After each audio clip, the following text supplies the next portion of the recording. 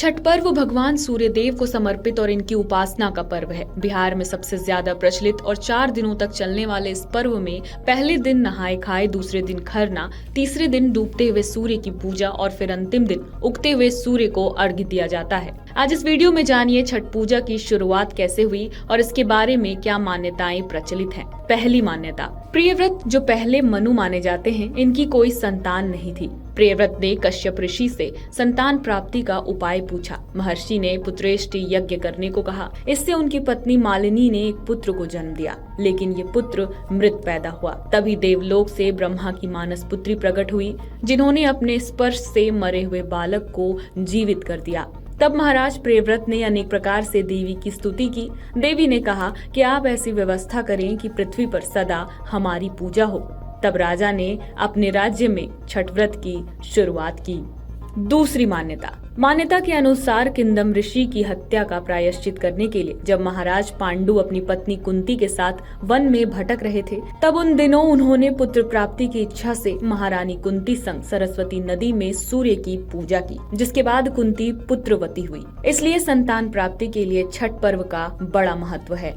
तीसरी मान्यता, छठ पर्व के बारे में ये धारणा है कि यह मुख्य रूप से बिहार वासियों का पर्व है। इसके पीछे कारण ये है कि इस पर्व की शुरुआत अंगराज कर्ण से माना जाता है। अंग प्रदेश जो बिहार में स्थित अब भागलपुर है। अंगराज कर्ण के विषय में एक कथा है कि ये पांडवों की माता कुंती और सूर्य देव की संतान है। कर्ण अपना आराध्य देव सूर्य को मानते हैं। अपने राजा की सूर्य भक्ति से प्रभावित होकर अंग देश के निवासी सूर्य देव की पूजा करने लगे। धीरे धीरे सूर्य पूजा का विस्तार पूरे बिहार और पूर्वांचल क्षेत्र तक हो गया।